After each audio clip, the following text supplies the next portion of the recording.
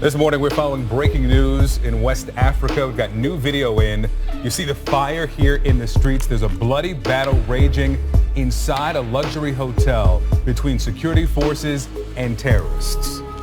We are so grateful to have your company as always. Thank you for being with us. I'm Christy Paul. I'm Victor Blackwell. An al-Qaeda affiliated group is claiming responsibility for this deadly terror attack on a luxury hotel in Burkina Faso. Here's what we know this morning. At least 23 people, really from all over the world, were murdered overnight. Many reportedly at point-blank range after a group of militants stormed a hotel popular with tourists and Western diplomats. As of this hour, security forces have rescued more than 100 hostages, but they've also killed 4 attackers. 2 of them were women, we have understood. We are waiting to get a live signal here from Johannesburg with the very latest, where David McKenzie is. As soon as we get him, we will certainly bring that to you. But again, we're talking about 23 dead from 18 different nationalities here, and that al-Qaeda group in the Islamic Maghreb has claimed responsibility. Survivors are... American Edward Bunker emerged from his room to a deserted hotel lobby.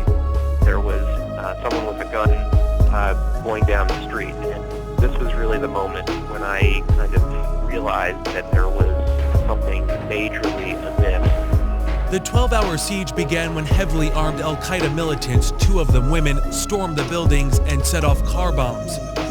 In all, 28 people were killed, including... So many of us, the thought of being caught up in a terrorist attack never crosses our minds. That's because the chances of that actually happening are extremely low. One Baltimore man thought the same thing until it happened to him. He's held hostage by terrorists in West Africa. Tonight, he tells me about the terrifying ordeal that changed his life. West Africa, a luxury hotel. Terrorists open fire. Linked to al-Qaeda, the gunman murdered dozens of people to take more than 100 hostages in Burkina Faso. I was hearing gunfire. Maryland native Ed Bunker is one of those hostages. He's half a world away from where he works at this office right here in Fells Point, on a business trip in West Africa, when he gets caught up in a nightmare that changes him forever. I was hearing explosions. I could see the smoke rising from the other side of the hotel.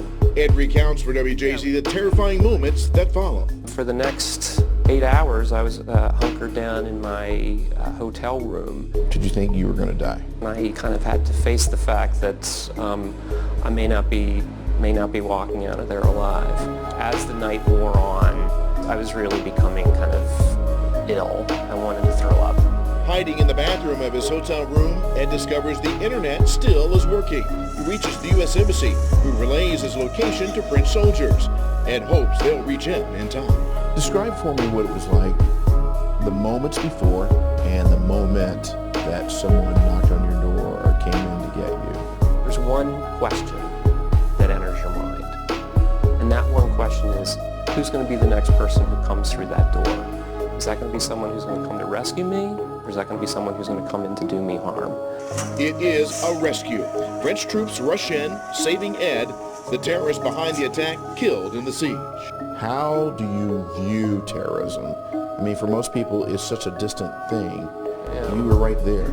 I obviously take it very personally. We need to recognize this as part of the new normal of the world that we live in. These terrorists made you mad. I remember thinking to myself that, if necessary, I was ready to take up a gun and help, shoot whoever might be there to do us harm.